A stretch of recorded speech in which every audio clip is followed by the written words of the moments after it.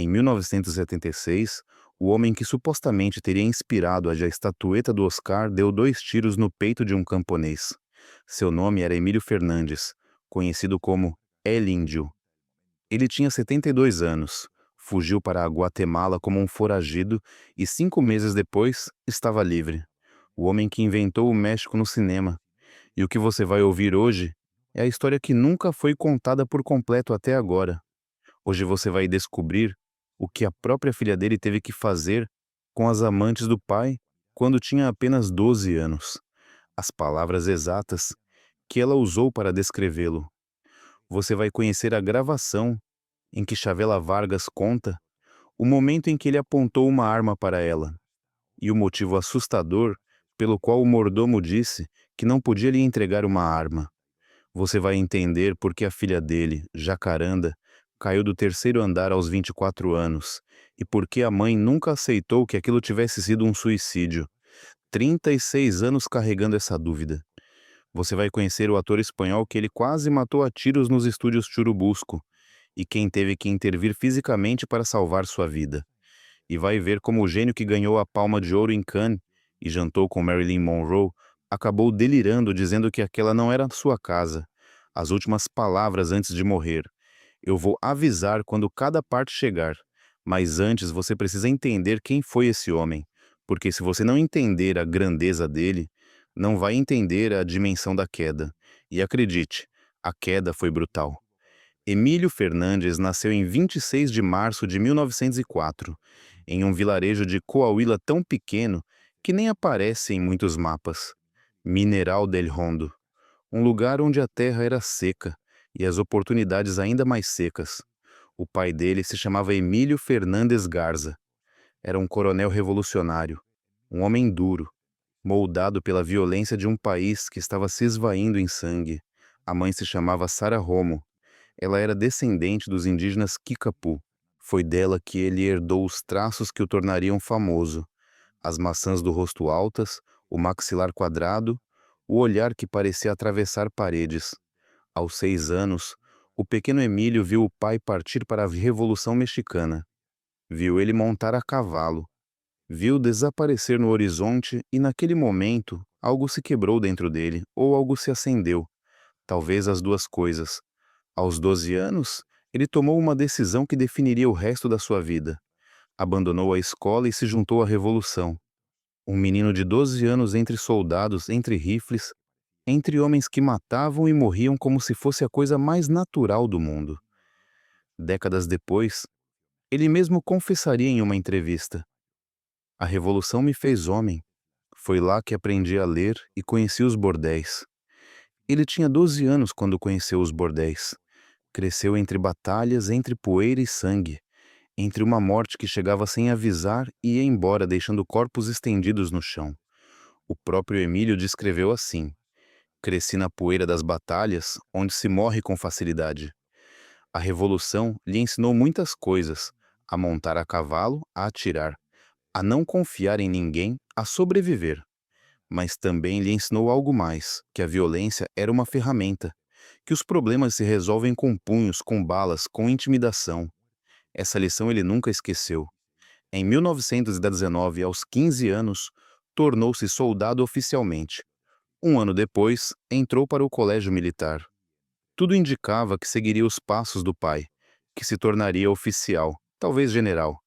Mas Emílio Fernandes não era o tipo de homem que aceita ordens. Em 1923, foi expulso do colégio militar. Imediatamente se juntou ao levante de Adolfo de la Huerta contra o governo de Álvaro Obregón. A rebelião fracassou. Emílio foi capturado, condenado a 20 anos de prisão. Tinha 19 anos. 20 anos atrás das grades. Toda a juventude desperdiçada em uma cela. Qualquer outro homem teria aceitado o destino. Contaria os dias. Envelheceria na prisão. Mas Emílio Fernandes não era qualquer homem. Ele fugiu da cadeia. Ninguém sabe exatamente como. As versões variam. Ele mesmo contava histórias diferentes dependendo de quem perguntava. Fazia parte da sua natureza misturar realidade e lenda até que ninguém mais conseguisse distingui-las. O que se sabe é que fugiu para os Estados Unidos. Primeiro foi para Chicago.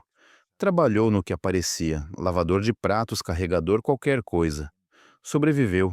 Depois foi para Los Angeles. E ali a vida dele mudou para sempre. Porque em Los Angeles estava Hollywood. El Índio conseguiu trabalho perto dos estúdios de cinema, como operário, carregando pedras e misturando cimento sob o sol da Califórnia, enquanto a poucos metros dali eram filmados os filmes que o mundo inteiro assistiria. Conta a lenda que seu corpo escultural chamou a atenção. Era atlético, musculoso, com uma presença física hipnotizante. Logo deixou de carregar pedras e começou a aparecer em filmes como figurante, como sombra, como mais um entre centenas de mexicanos em busca de um segundo de tela, $1, uma oportunidade. Mas havia algo que o diferenciava dos outros. Não apenas o corpo, a ambição, a convicção absoluta de que ele estava destinado a algo grande. E aqui começa uma das lendas mais famosas do cinema mexicano. Uma história que El Índio repetiu a vida inteira. Uma história que o conectava diretamente ao prêmio mais cobiçado do mundo.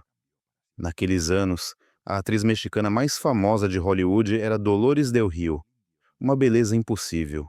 Uma estrela que brilhava mais do que todas as outras. Dolores era casada com Cedric Gibbons, diretor de arte da Metro-Goldwyn-Mayer, um homem poderoso da indústria. No fim dos anos 1920, Gibbons recebeu a tarefa de desenhar o troféu dos novos prêmios da Academia de Artes e Ciências Cinematográficas. Precisava de um modelo, alguém com um corpo perfeito que pudesse inspirar a estatueta. Segundo a lenda, Dolores Del Rio sugeriu seu compatriota. Use Emílio, ela teria dito. Ele tem o corpo perfeito. E Emílio aceitou. Dizem que ele posou nu para George Stanley, o escultor que criou a estatueta, que sua figura atlética, suas proporções, se tornaram o Oscar. A academia nunca confirmou. Oficialmente, a identidade do modelo permanece um mistério. Mas El Índio contou essa história a vida inteira, em entrevistas, em festas, para qualquer um que quisesse ouvir. E no México, a história virou verdade. Talvez você também conheça essa sensação, quando uma história é repetida tantas vezes que já não importa se é real. Ela se torna maior do que os fatos. Vira um mito. E mitos têm a sua própria verdade. O próprio Emílio sabia disso. Décadas depois, disse uma frase que resume tudo. As mentiras são inventadas pelos idiotas, os mitos pelos gênios. Ele se considerava um gênio. Nos anos 1930, Emílio voltou ao México. O tempo havia apagado seus crimes da juventude. Ninguém mais o procurava. Ninguém mais lembrava do jovem rebelde que havia escapado da prisão. Mas ele trazia algo que ninguém mais tinha. Havia visto como o cinema era feito em Hollywood. Tinha observado os grandes diretores, aprendido com eles, absorvido tudo.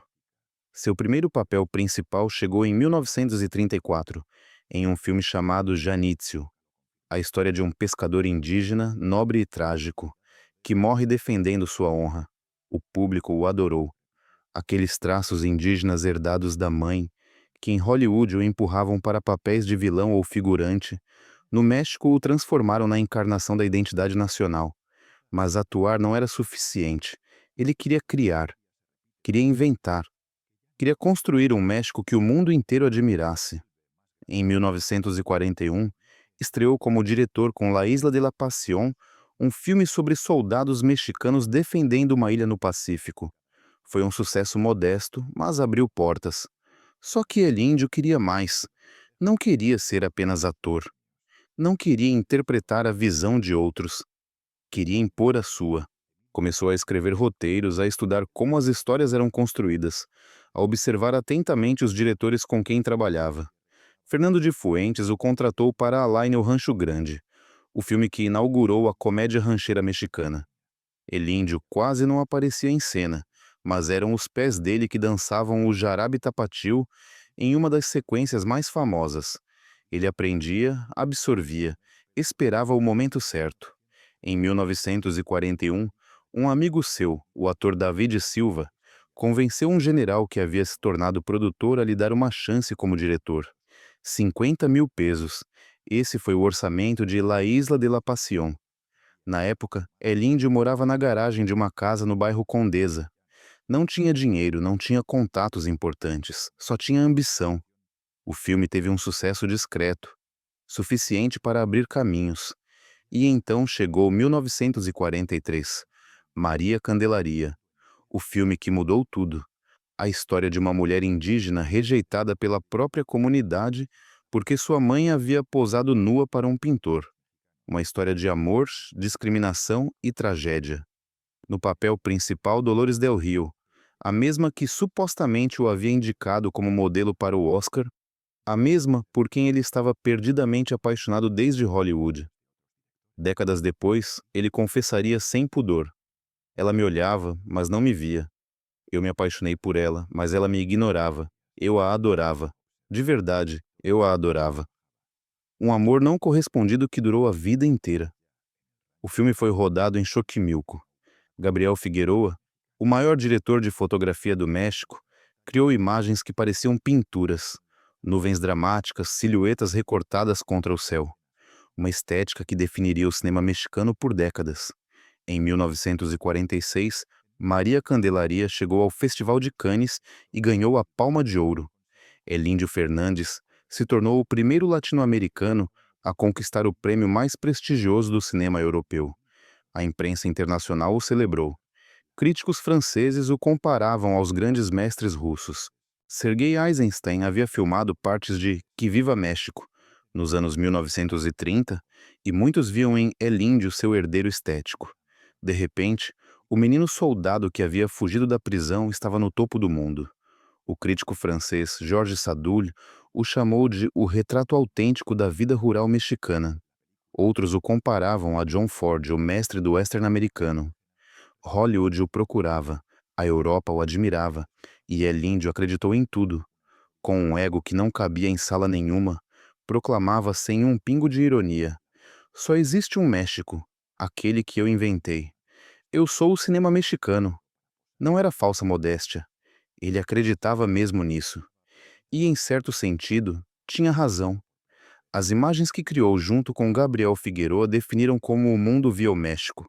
Os charros orgulhosos, as mulheres de tranças, os magueis recortados contra céus dramáticos, as haciendas coloniais, a música mariachi, o melodrama intenso muito antes das telenovelas existirem.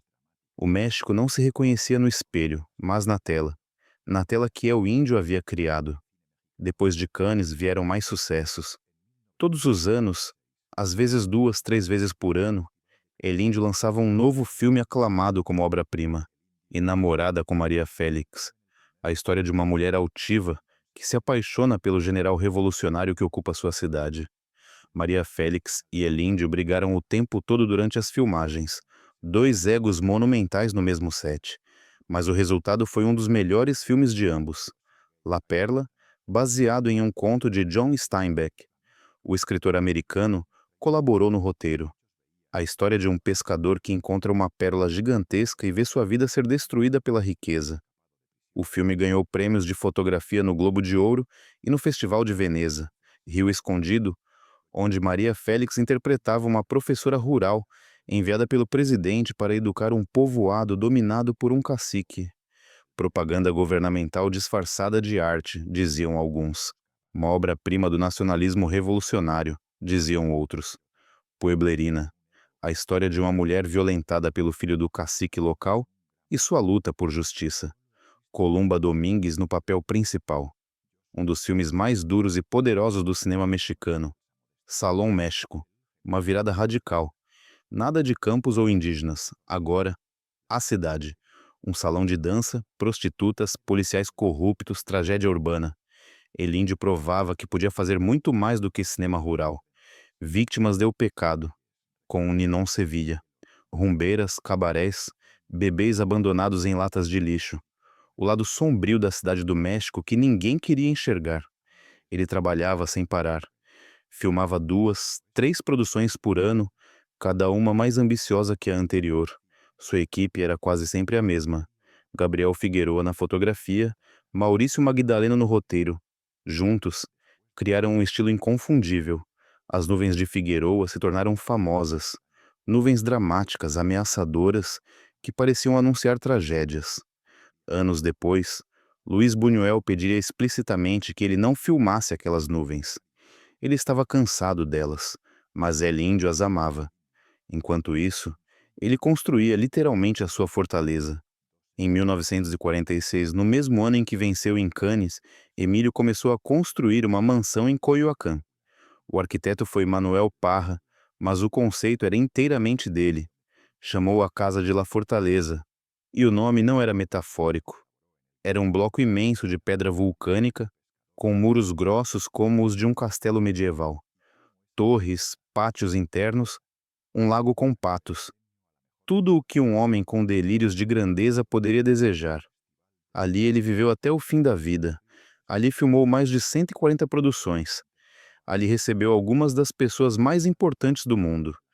Por aqueles corredores passaram Diego Rivera e Frida Kahlo. José Alfredo Jiménez compôs canções em sua sala. Cuco Sanches tocou violão sob os arcos de pedra.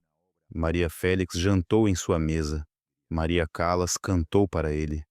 Elizabeth Taylor admirou seus jardins. E Dolores Del Rio nunca deixou de visitá-lo. Mesmo quando El Índio se casou com outras mulheres, mesmo quando teve filhos com outras mulheres, Dolores estava sempre presente, sempre próxima, sempre ali. E então, em fevereiro, chegou alguém que ninguém esperava: Marilyn Monroe.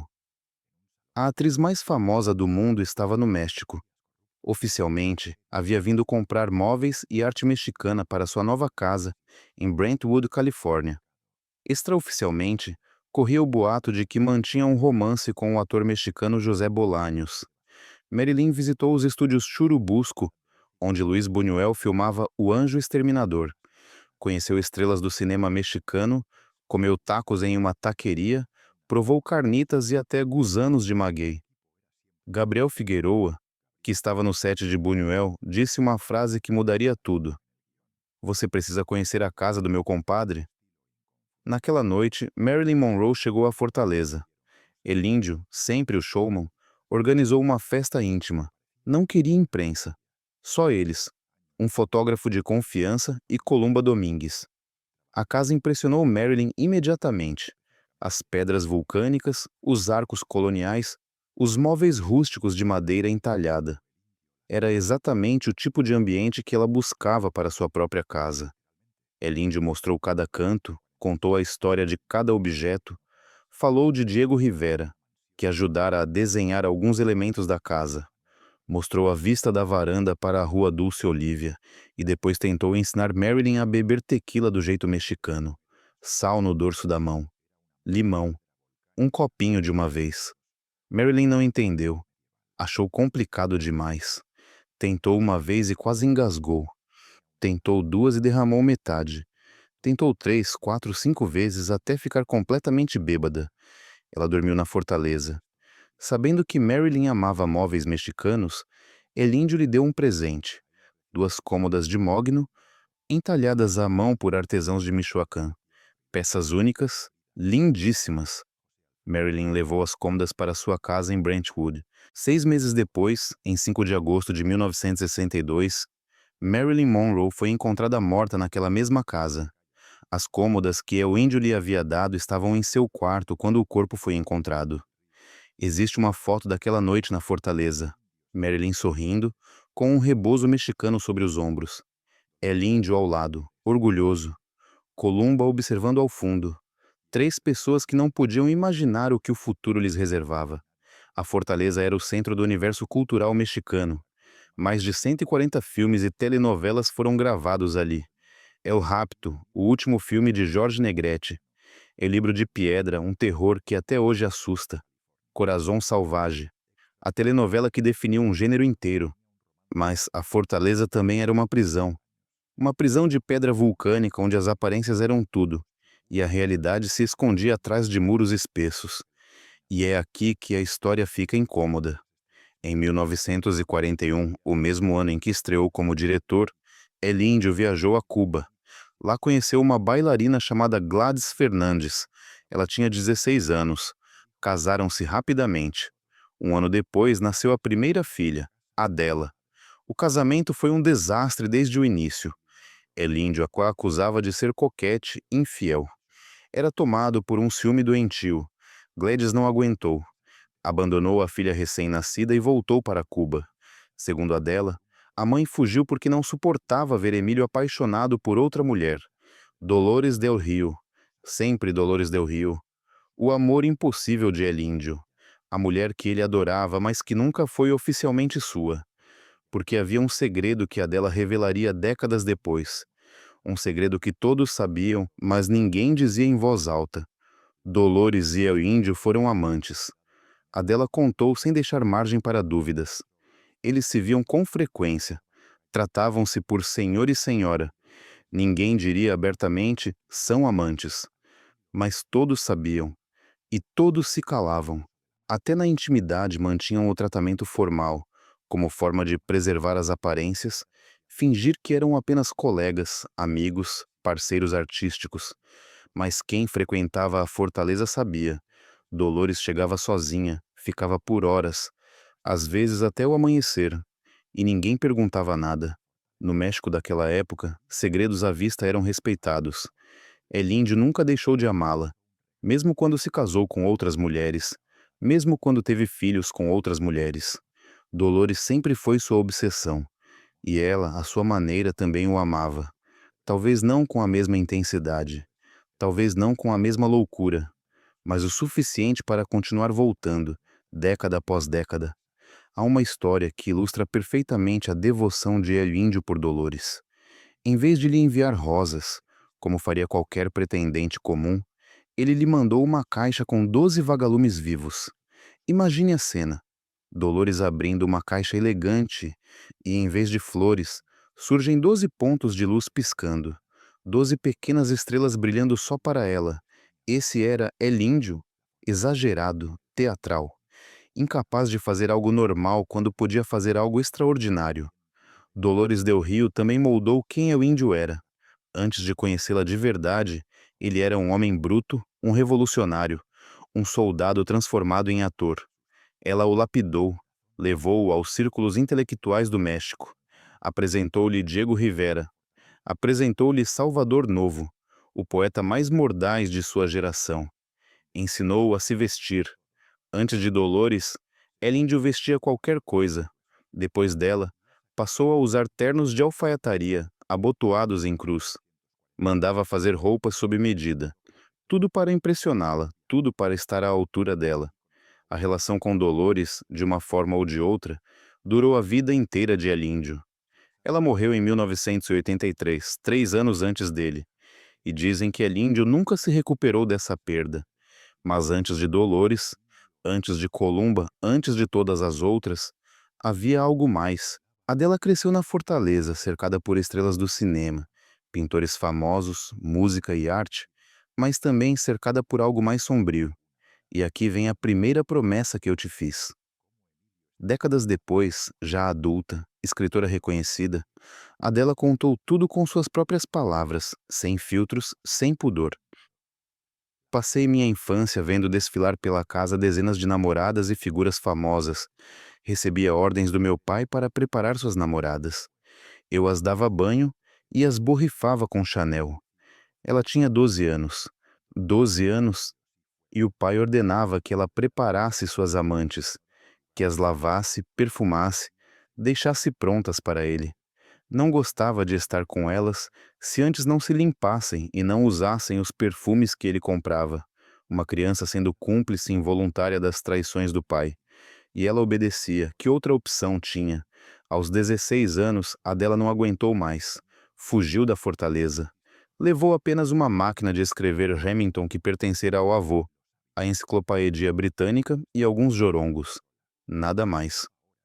Anos depois, explicaria sua fuga com palavras que cortam. Fugi de tanta mexicanidade, de tanto realismo mexicano, de tanto nacionalismo e de tanto controle exacerbado. Chamavam-na de a menina cativa de Coyoacán. Para se proteger do pai, ela encapava seus livros de Simone de Beauvoir com fotos de Zapata e da Revolução.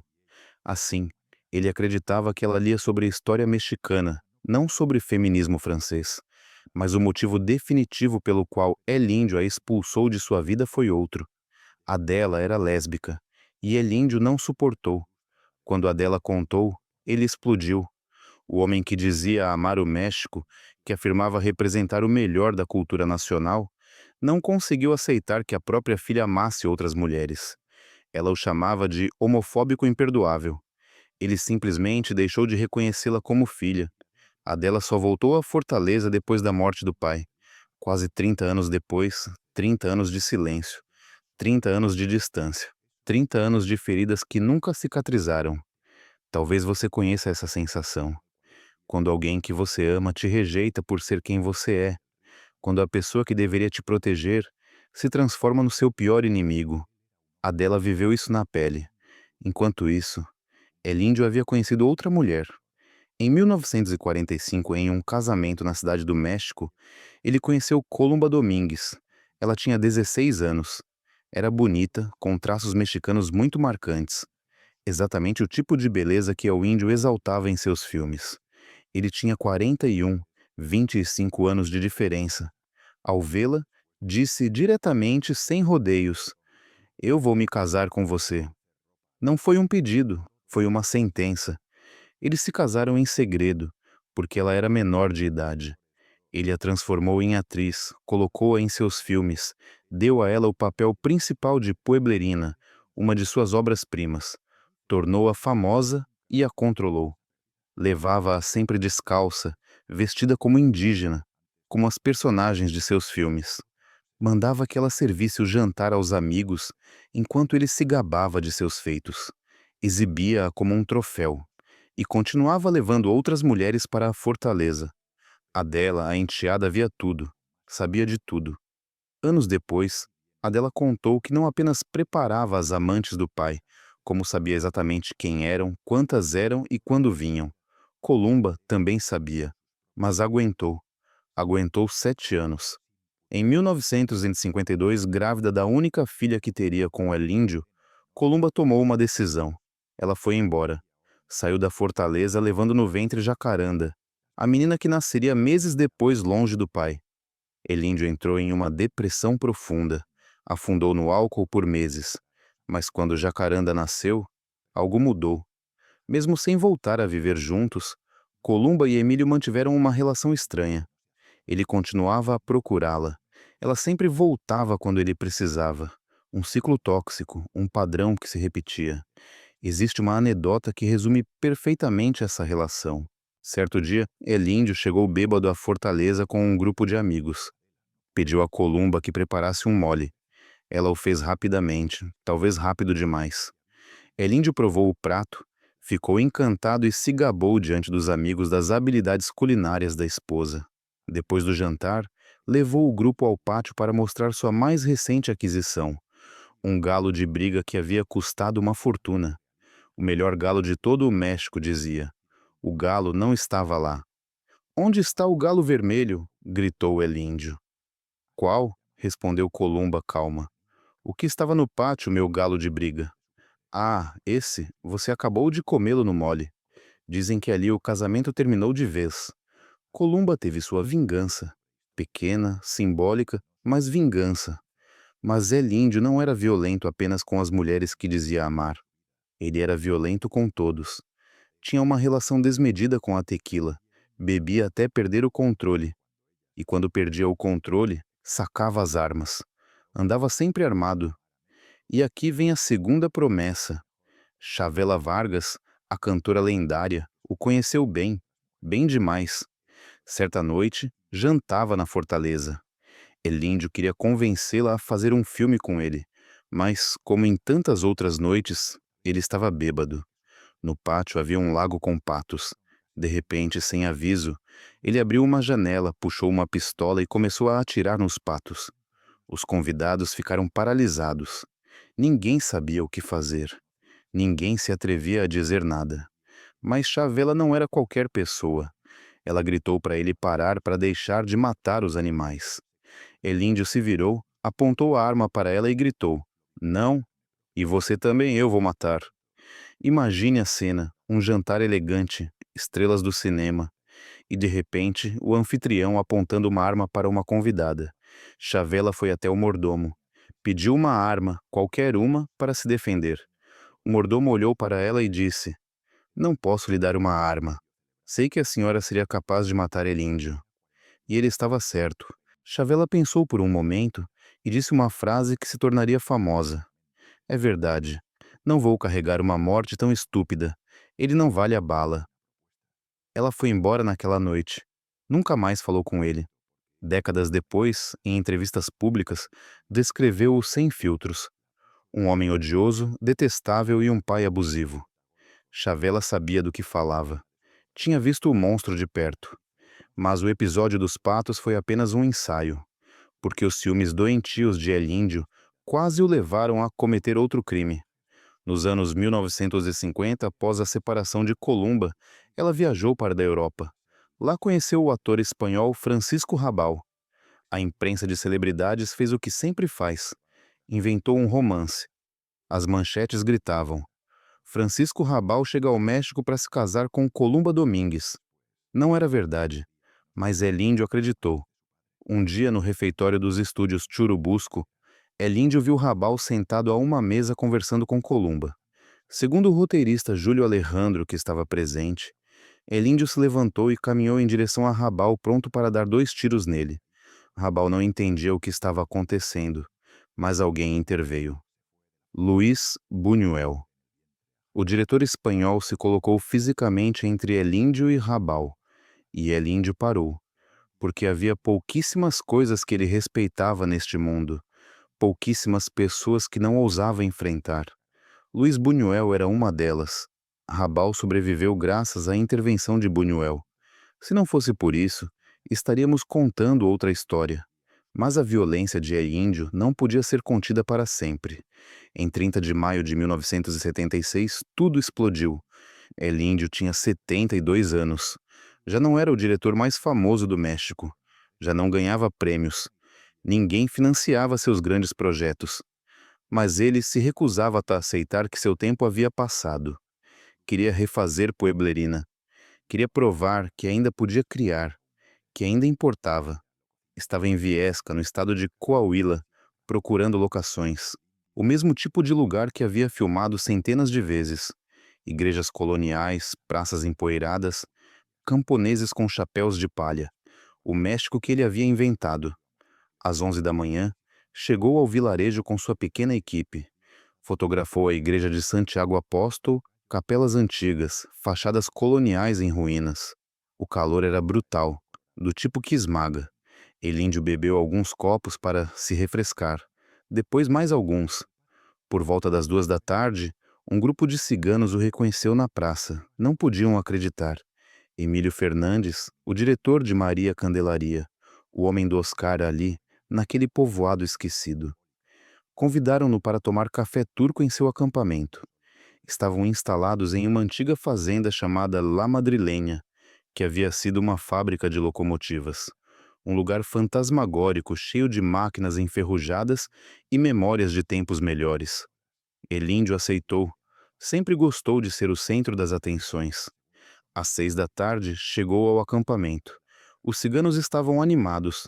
Serviram café em xícaras pequenas, tiraram fotos, pediram autógrafos, perguntaram por Maria Félix, por Dolores del Rio. Elíndio estava feliz. Por um momento, voltava a ser importante. Então chegou um ônibus, desceram 3 camponeses do vilarejo. Haviam bebido o dia inteiro. Um deles se chamava Javier Aldecoa Robles. Tinha 26 anos. Estava bêbado e armado.